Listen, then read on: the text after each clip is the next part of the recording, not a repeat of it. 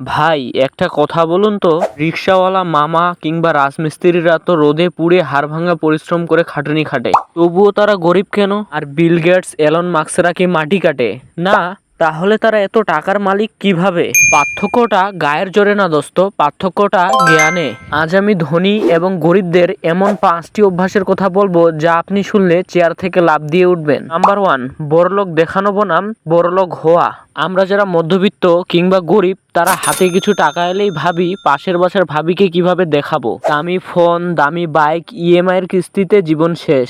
কিন্তু ধনীরা, তারা কাউকে দেখানোর জন্য খরচ করে না, তারা টাকা জমিয়ে এমন কিছু কেনে যা তাদের পরে আরো টাকা এনে দেয়। নাম্বার 2, সম্পদ বনাম দায়। সহজ কোথায় বুঝেন, যে জিনিস আপনার পকেট থেকে টাকা বের করে নেয় সেটা হলো দায় বা লায়াবিলিটি, আর যা আপনার পকেটে টাকা ঢোকায় সেটা সম্পদ বা অ্যাসেট। গরিবরা কিনে লায়াবিলিটি আর ধনীরা কিনে অ্যাসেট। আপনি শেষ কবে এমন কিছু কিনেছেন যা আপনাকে উল্টো টাকা এনে দিয়েছে, ভাবুন তো। নাম্বার 3, আয়ের উৎস।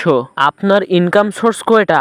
একটা, মানে ওই মাসের 1 তারিখে বেতন? সাবধান ভাই, যদি কাল চাকরিটা যায়, পরশু কি খাবেন? ওপর দিকে ধনীরা কখনো এক ঘাটের জল খায় না, তাদের মাল্টিপল ইনকাম সোর্স থাকে।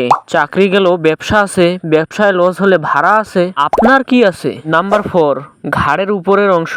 আমরা বাসেও টেনে গেলে কি করি? ফানি ভিডিও দেখি আর হাসি। অপর দিকে বিল গেটস বছরে 50টি বই পড়ে, ওয়ারেন বাফেট দিনের 80 ভাগ সময়ই পড়েন। তারা জানে পকেটের সাইজ তখনই বাড়বে যখন ব্রেনের সাইজ বাড়বে। তাই ফালতু স্ক্রল বাদ দিয়ে আজ থেকেই নতুন কিছু শেখা শুরু করুন। নাম্বার 5, অজুহাত বনাম অ্যাকশন।